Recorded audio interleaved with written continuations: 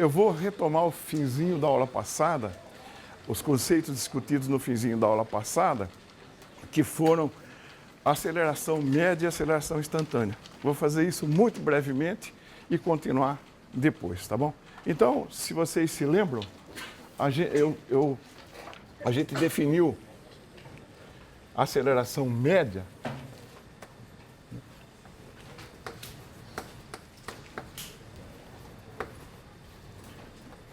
eu suponho que eu tenho um gráfico aqui de velocidade em função do tempo. Eu considero dois instantes, um instante t0 e um instante t0 mais ΔT, que eu posso chamar simbolicamente de t, portanto, né, ΔT é t menos t0. Já que t é t0 mais ΔT, ΔT é t menos t0. Se vocês se lembram, a gente definiu como aceleração média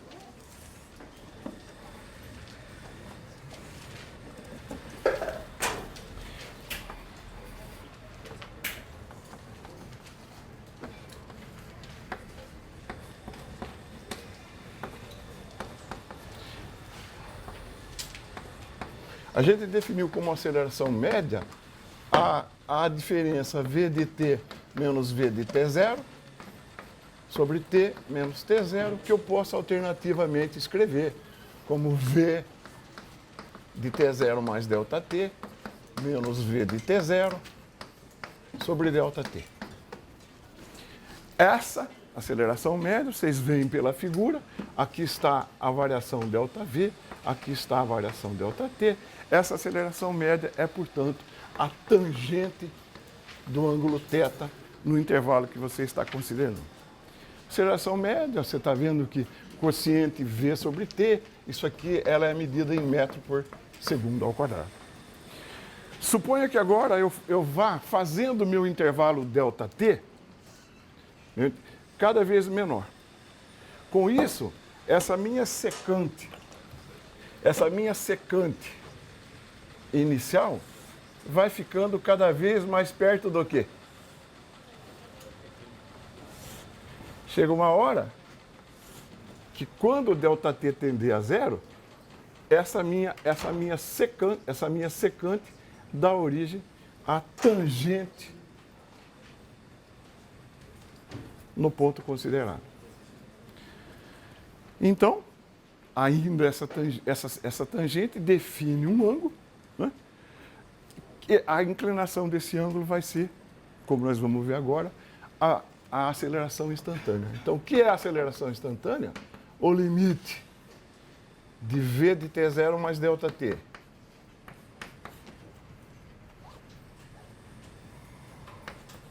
Menos V de T0 sobre ΔT, quando ΔT tende a zero. Isso, lá no curso de cálculo, a gente aprendeu que é o quê? Esse limite, quando ΔT tende a zero, é a derivada da velocidade em relação ao tempo. Também, obviamente, medida em metros por segundo ao quadrado. Então, a operação de passagem ao limite supõe uma derivação. Essa derivada é uma operação matemática com a qual a gente tem pouca familiaridade, mas nós temos sempre o recurso geométrico, né? O recurso geométrico é, de novo, né, a aceleração instantânea é a tangente, é a inclinação da reta tangente, né? Inclinação da reta tangente no ponto em que você considera. Recordado isso? Então, vamos começar a estudar casos simples de aceleração, passando para os mais complicados. Como primeiro caso particular de aceleração, vamos considerar o caso de aceleração constante. Caso particular, a aceleração constante. Se a aceleração é constante, ela coincide com a aceleração média, né? Então, a aceleração média, claro, porque ela é igual em todo instante. Então, a aceleração média, por definição, é v de t menos v de t0 sobre t menos t0. Frequentemente eu faço t0 igual a zero. Isso quer dizer que eu começo a contar, coloco a origem dos tempos em t igual a zero. Com isso, imediatamente dessa equação eu tiro que v de t é v0 mais at. Esse v0 é o v no instante t0. É um batismo novo. v0 é a velocidade inicial, certo? É o v para t igual a zero. Tá? Então, v menos v0 igual a at. Essa é uma equação fundamental do movimento com aceleração constante. Vou chamar essa equação de 1. Então, você está vendo nessa equação, né, que a relação entre a velocidade e a aceleração e o tempo é uma reta. Né? É uma reta. Pelo fato dessa função ser uma função retilínea, a velocidade média no intervalo t0t coincide, essa velocidade média aqui é, na verdade, a semissoma de V0 com V. Em V em T, V0 em T0, essa velocidade média, aqui no meio do intervalo, essa velocidade média tem a propriedade de ser a semissoma de V0 com V sobre 2.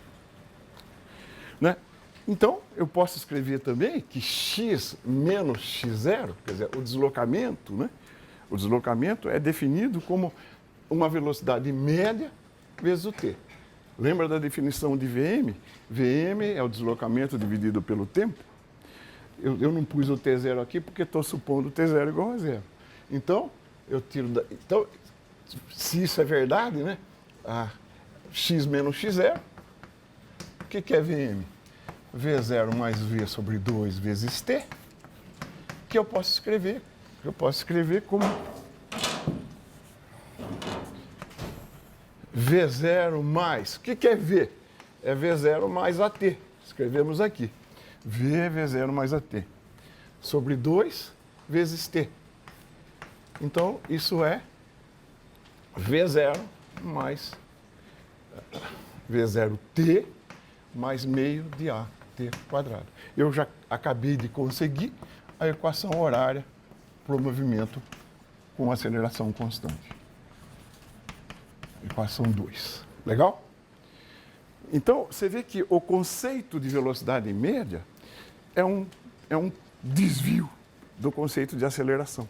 Quando você fala de velocidade média, você evita a integração. O conceito geométrico é sempre muito mais simples de assimilar e de operar com ele.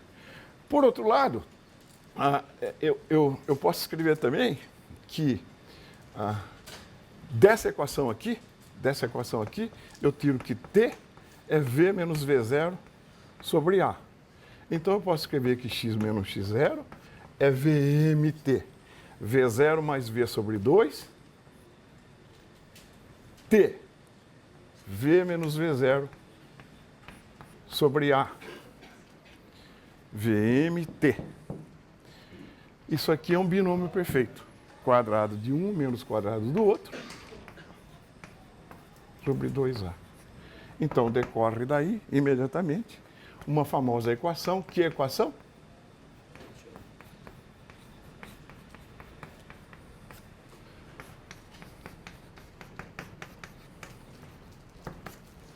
Qual foi a hipótese em que eu me baseei para deduzi-la? Que o gráfico V contra T era linear. Então, essa equação só é válida para quê?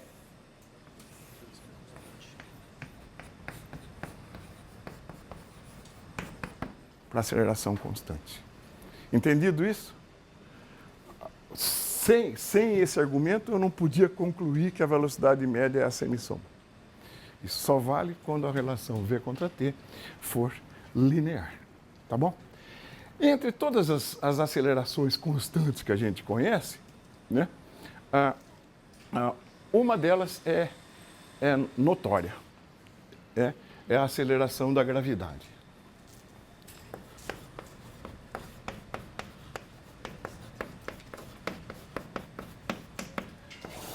E com isso eu vou fazer meio que uma brincadeira com vocês aqui.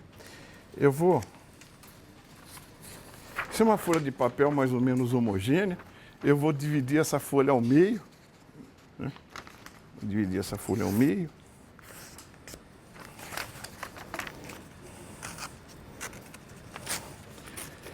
Então, se o papel é homogêneo e eu cortei a folha ao meio, eu tenho razões para acreditar que a massa dessas duas folhas são como?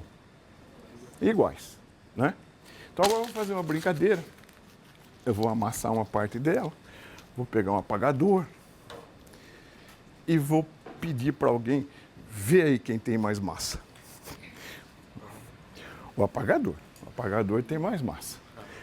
Então, Galileu descobriu, na verdade foi o primeiro a estudar isso e a contestar isso, contestou o pensamento aristotélico, que acreditava que, na verdade, em suma, a força fosse proporcional à velocidade.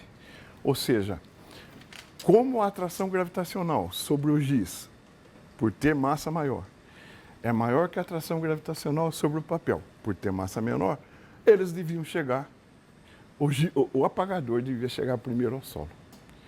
O que Galileu observou foi o seguinte: quem chegou primeiro ao solo chegaram muito aproximadamente, ou quase rigorosamente, juntos. Então, isso aí meio que desmontou o mito aristotélico, né? O que acontece é que esses dois objetos estão sujeitos a uma aceleração comum, chamada aceleração da gravidade, que aponta para baixo e tem um valor, aquele valor que todo mundo conhece, né? G igual a 9,8 metros por segundo ao quadrado. Essa aceleração age sobre qualquer objeto em queda livre. Sobre qualquer objeto em queda livre. Por queda livre se entende que a única interação do objeto é com a Terra. Isso independentemente do seu movimento inicial. Você pega uma bola, lança ela para cima. Chega uma hora que ela para e começa a cair. Eu não posso desenhar ela em cima dela, eu dei uma pequena desviada. Quando a bola está subindo, ela tem uma velocidade para cima e a aceleração G para baixo.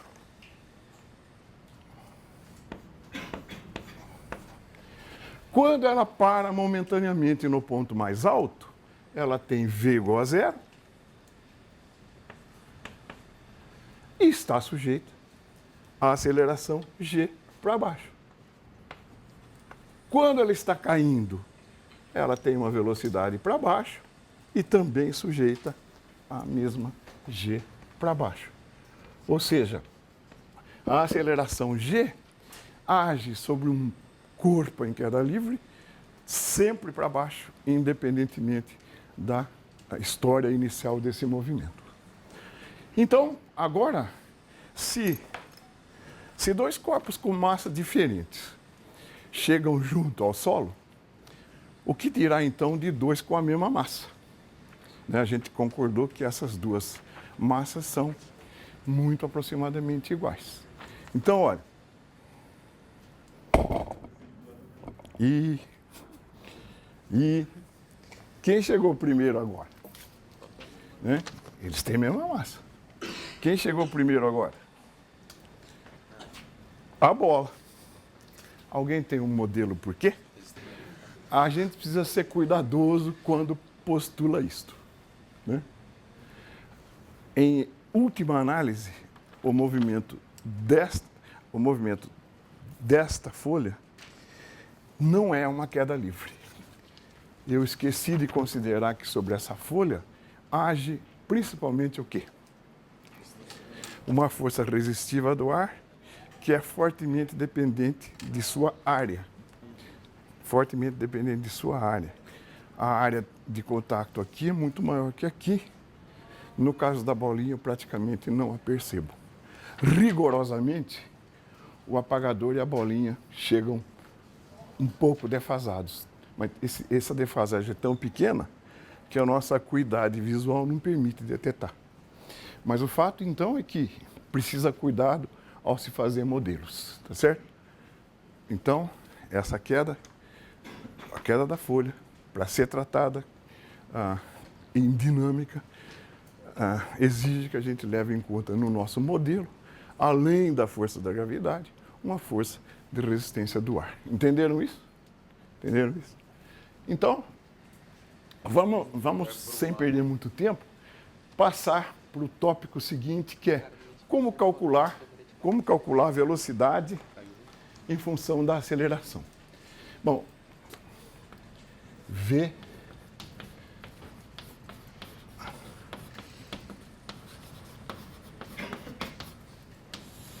você se lembra que nós fizemos a mesma coisa, né?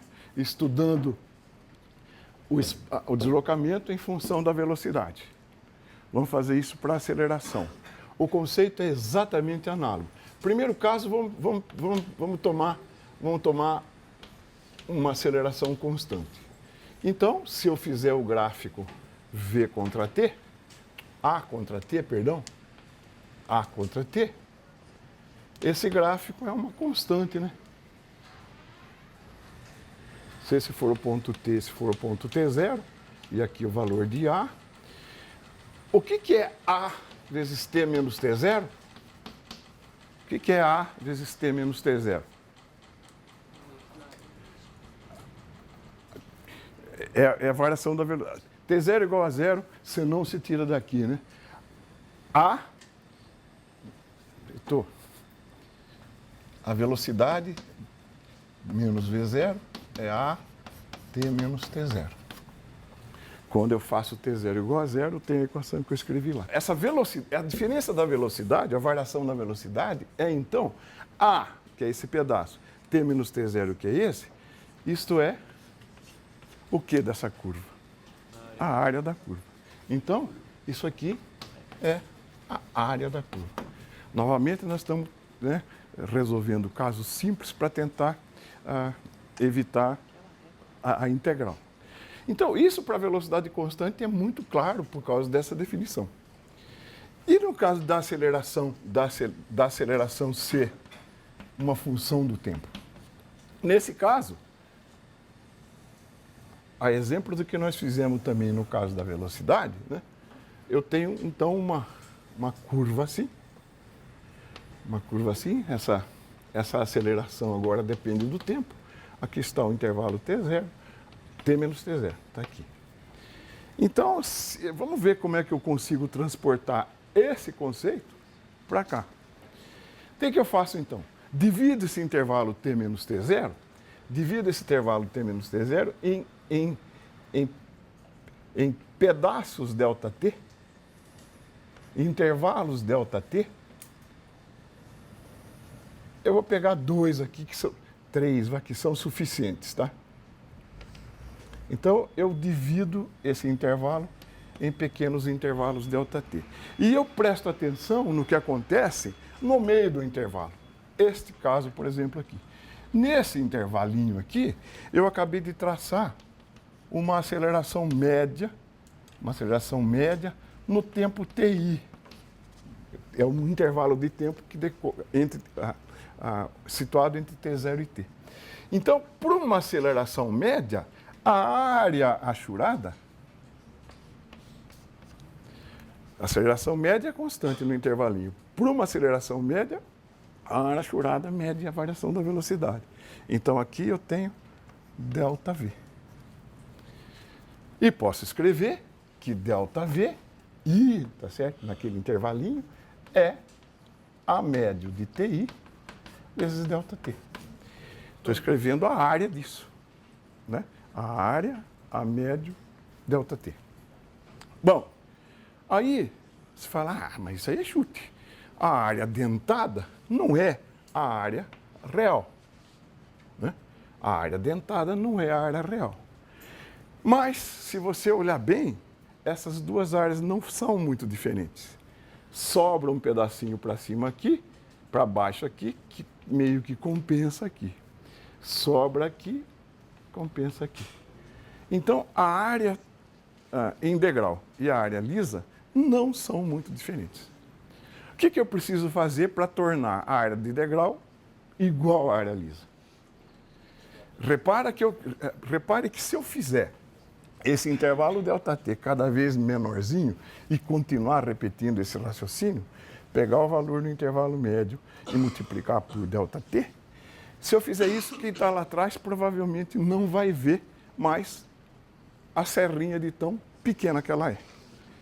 Então, V menos V0 é a soma dos ΔVI. Né? V menos V0 é a soma dessas areazinhas. Né? Que eu posso escrever como soma. O que é ΔVI? A médio de TI, ΔT.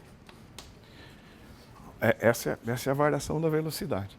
Ora, se eu fizer, vou pôr um igualzão grande aqui, se eu fizer um número muito grande de intervalos ΔT, que por sua vez tende a zero,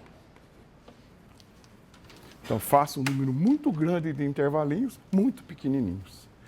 Essa soma vira o quê? A integral de A de T dt, desde T0 até T. Ou seja, a exemplo do x em função do V, o cálculo de V em função de A envolve uma operação de integral. Nós escrevemos que V menos V0 é a integral desde um certo T0 até um T de A de T dt.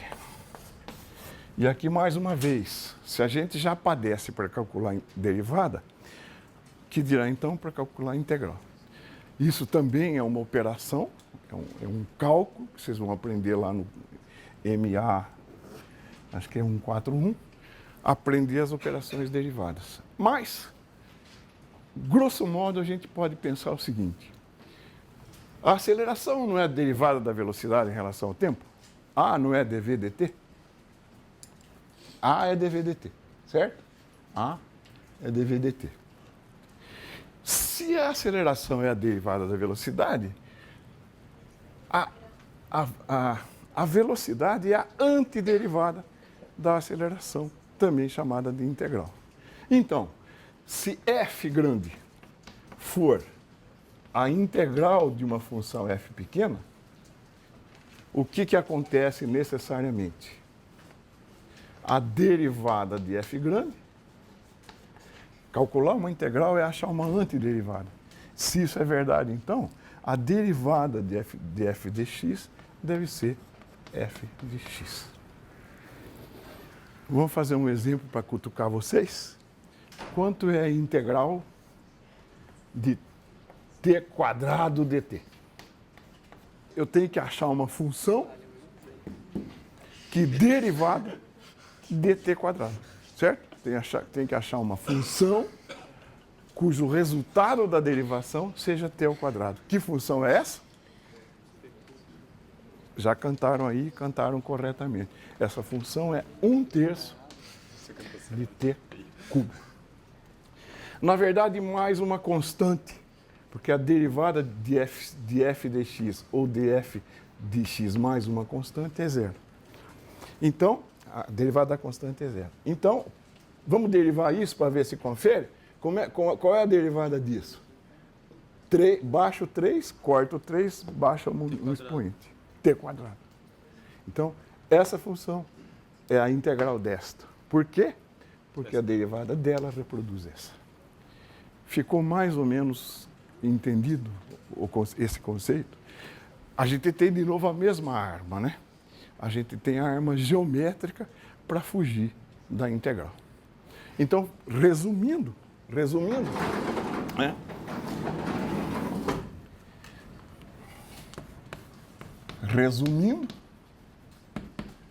A aceleração é dv dt e v menos v0 é a integral de t0 até t de a de t dt. Aqui, geometricamente, né? Geometricamente, a aceleração é o coeficiente angular da tangente à curva.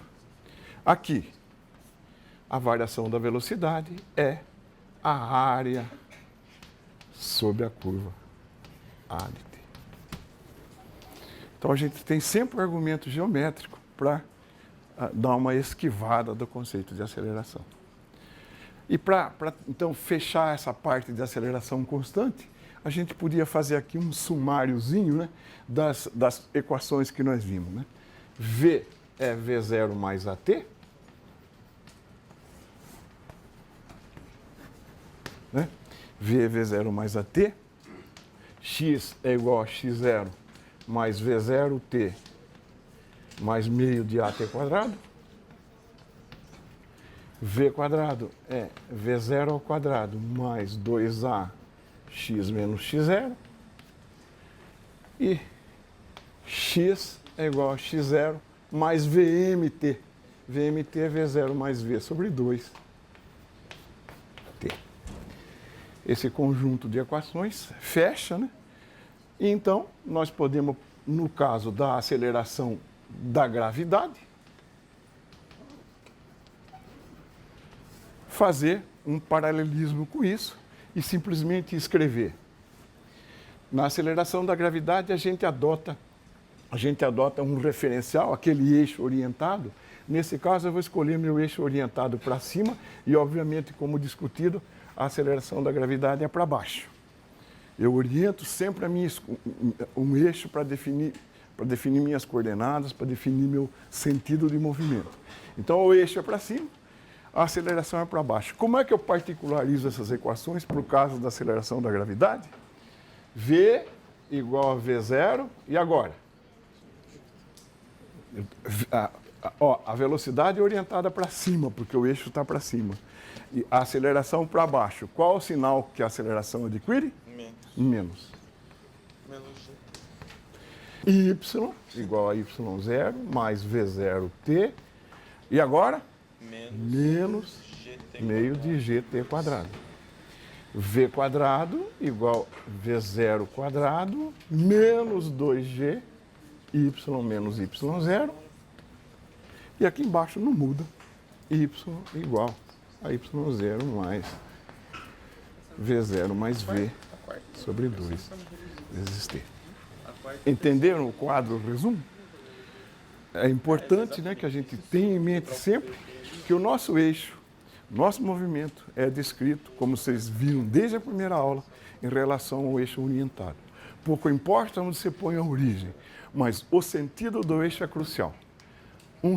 Se o sentido fosse adotado para baixo, essas equações teriam, as acelerações com o sinal teriam que ter invertido. Teriam que ter o sinal das acelerações invertido. Tá certo isso? Mas acho que eu vou passar um filminho interessante, que é um filminho do GP de Mônaco. Esse é o Sebastian Vettel no GP de Mônaco de maio de 2009, sendo filmado por uma câmera dentro do seu próprio carro. Então, vocês veem naquele velocímetro lá, o que vocês enxergam ali, a propósito? Lá está mostrando o quê? A velocidade instantânea que ele tem em cada ponto da trajetória. Esse circuito tem 3.340 metros. Né? O recordista dele é aquele alemãozinho adorado por todos, o Schumacher. Né? Então, instante a instante, a câmera do Vettel marcava a sua velocidade. E você vê a redução das marchas e tal, né? E para não perder muito tempo, eu vou parar aqui, ou seja, até terminar a curva, isso foi feito e a gente tem registro disso no vídeo. Né? A gente tem registro disso no vídeo. Ali o contorno e onde ele está, tá vendo? O perfil do circuito e onde ele está. Repara a drástica redução nessa curva, ó, viu? 60. Então, é real isso aí. Bom, como eu falei, que o perfil, vocês lembram de ter visto esse quadrinho lá, né? 24 de maio de 2009, o comprimento do circuito é 3.340 metros. Aqui é o ponto deles, é a vírgula nossa. Então, 3.340 metros. Né? O lap record é do Schumacher em 2004. Então, com aqueles dados, instante a instante, nós construímos essa tabela. Então, você está vendo que para cada tempo, uma velocidade. Desde 0 até 74 segundos, que é quanto demorou a volta do Vettel. Com a velocidade instantânea, a gente constrói aquele gráfico lá. Né? Aquele gráfico em azul é o gráfico da velocidade do Vettel em função do tempo. O que a curva embaixo da velocidade, o que a área embaixo da velocidade mede mesmo? O comprimento do circuito, né? Desde 0 até 74 segundos. Então, a gente fez isso. Você está vendo que a curva azul marinho é a curva dentada que eu desenho na lousa, certo? Com intervalos bem pequenininhos. Então, você está vendo que é a curva dentada, ela não cai exatamente em cima da curva azul. E qualquer programa de matemática, ou matemática mesmo, por exemplo, é capaz de calcular essa área. Calculando a área sobre a curva, nós achamos 3.350 metros. Ou seja, um erro de 10 metros em 3.000. Ou seja, um erro de 0,3%, que é um resultado muito razoável, né? Então, a história de aproximar as áreas realmente procede. E aí, outras coisas, né? Com essa velocidade, instante a instante, você pode construir as derivadas e construir um gráfico da aceleração. Note que aqui o gráfico da velocidade é de 0 a 70. No nosso caso, é um intervalinho curto de 42 a 56 segundos. Mais ou menos nessa faixa aqui. Tá? Só para notar que, veja que no intervalo dessa faixa, né, a velocidade tem uma queda brusca. Isso significa que o sinal da aceleração é positivo ou negativo? O sinal da aceleração é negativo. É essa parte do gráfico aqui, né, onde ele sofre uma brutal, a aceleração sofre uma brutal redução. Tá certo? Eu vou pegar a seguinte função de x.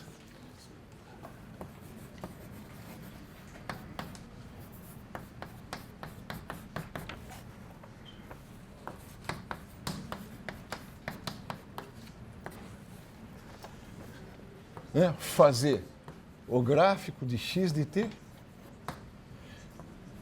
calcular a velocidade, calcular a aceleração e fazer os gráficos respectivos. Esse exemplo, acho que coroa o que nós temos ensinado em termos de cinemática unidimensional. Bom, t² menos 4t mais 3, eu escolhi esses coeficientes de propósito. As raízes dessa equação têm soma 4 e produto 3. As raízes dessa equação são 3 e 1, escolhidas a propósito. Então, né, eu vou usar a mesma escala de tempo para as três funções. Aqui em cima, né?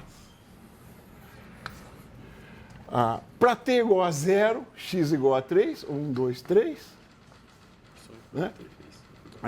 Ela se anula em 1 e 3. 1, 2, 3. Ela se anula em 1 e 3. E para t igual a 2, 4 menos 8 mais 3. 4 menos 8 mais 3 é menos 1. Então, ela passa por esse ponto aqui, né, em t igual a 2. Ela passa por esse ponto. Mal desenhando essa função, daqui a pouco eu reforço ela. É uma função assim. Tá bom? Então, a função x de t é uma função assim. Né? Aqui 3, aqui menos 1, aqui 1, aqui 3. Que função é essa? Qual é o nome dessa função? É uma parábola com concavidade para cima, né? Enfim, o gráfico está feito. o cálculo da velocidade. O que é a velocidade mesmo de uma partícula? É dx dt, que é então o quê? Vamos derivar comigo? Derivada é com vocês. Derivada de x. Eu tenho que derivar dois polinômios e uma constante. Um polinômio que contém uma constante. Derivada de 2t. 2t. Baixo expoente, né? E baixo expoente, multiplica pelo expoente e baixo expoente de uma unidade. Derivada de 4t, quanto é? Zero. Menos de 4t. 4. É verdade, T a 1, né? Você baixa, fica T a 0, 4.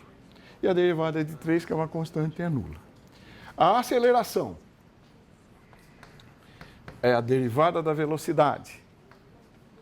Então, a derivada da velocidade, quanto é a derivada de 2t menos 4? É 2. Então, a velocidade, como nós já aprendemos no caso de aceleração constante, é uma função linear. Então, aqui eu venho,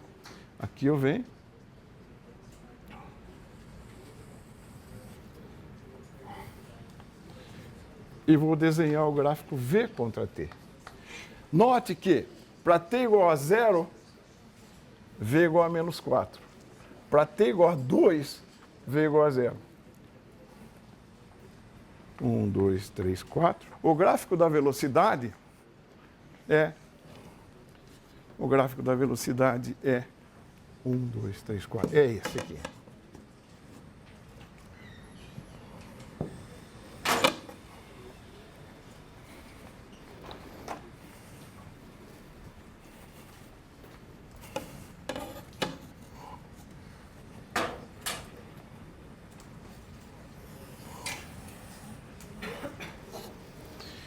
E aqui embaixo,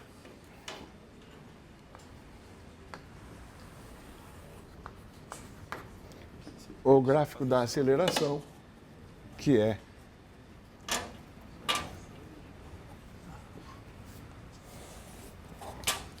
dois.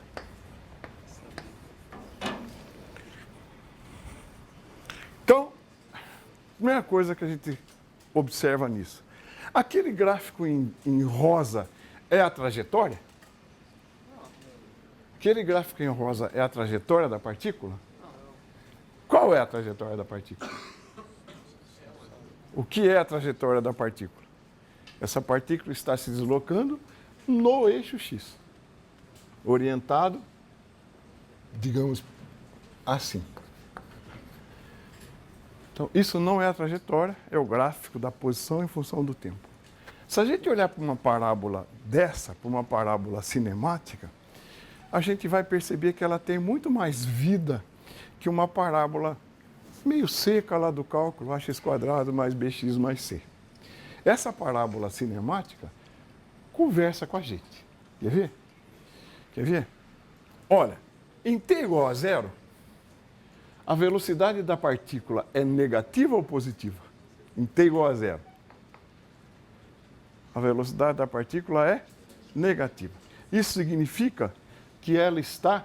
Eu fiz o meu eixo x assim, né? A velocidade da partícula em t igual a 0 é negativa. Isso significa que ela está subindo ou descendo o eixo x? Se a velocidade é negativa é porque discorda dessa orientação. Então a partícula está descendo. Mas ela está sujeita a uma aceleração positiva. A aceleração positiva é para cima ou para baixo? Para cima. A partícula descendo com uma aceleração para cima, fatalmente vai fazer o que com essa velocidade? A partícula está descendo, mas tem uma coisa que não quer que ela desça. Chega uma hora que essa velocidade vai a zero. E começa a crescer.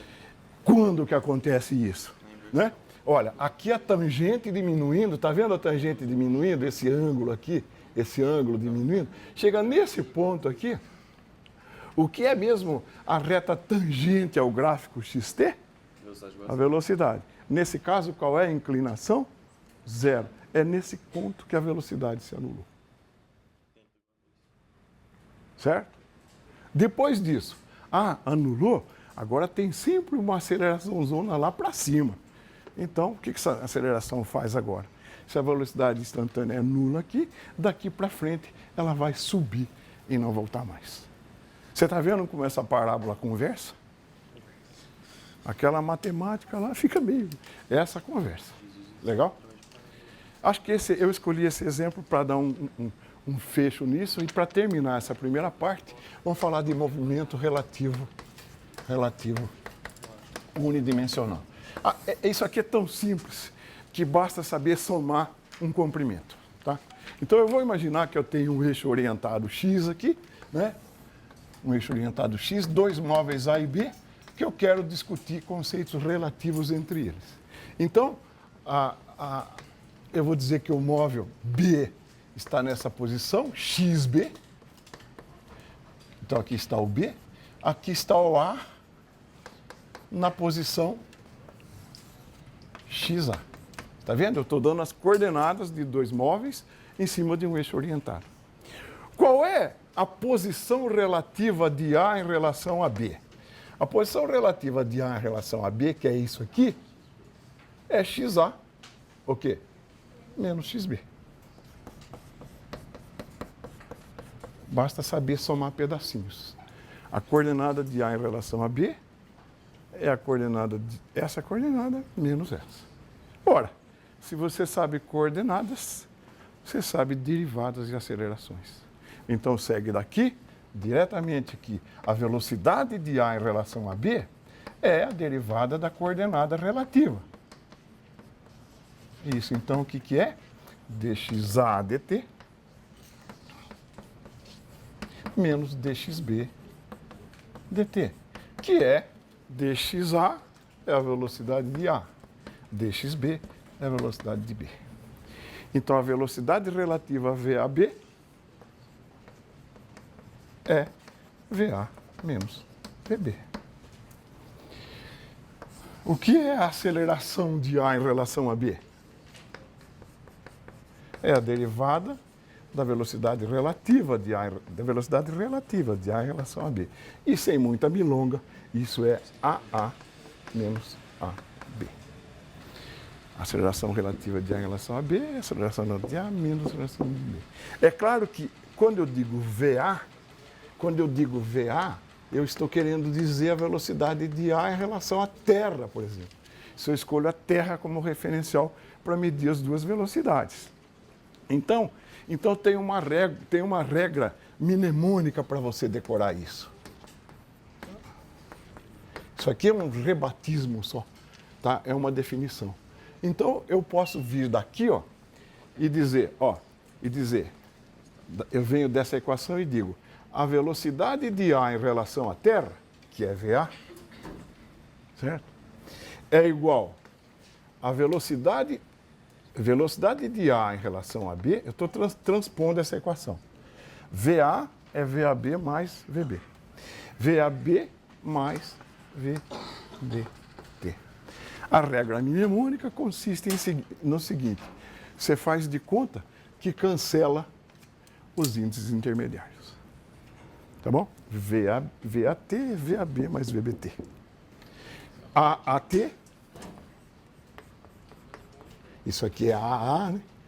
É AAB mais ABT. E para fechar essa brincadeira, vamos fazer um exemplo elementar, simplíssimo de velocidade relativa. Suponha que você e seu colega estejam dando um racha, você está a 160 km por hora e ele está a 120 km por hora. Tá? Tirando um racha. Então a velocidade, isso aqui eu vou chamar de A, isso aqui eu vou chamar de B. Então VAB é 160 menos 120, que é 40 km por hora. Se você olhar de lado para ele, parece que ele está passando por você está passando por ele a 40 km por hora. Agora suponha que deu a louca nele e ele inverteu. A velocidade dele passou a ser para cá. Qual é agora a nova velocidade relativa? 160 menos 120, porque a velocidade dele inverteu. Então, em relação a você, Então, em relação a você, eu vou escrever em azul aqui para me referir a esse caso, é 160 menos 120, que é 280 km por hora. Então, é simplesmente isso. O fato de você trocar sinal de grandezas aparentemente escalares traduz o fato de que a velocidade, embora com um tratamento escalar, é um vetor. E quando você muda o sentido, muda o sinal desse escalar, você está, na verdade, mudando a direção do sentido do vetor.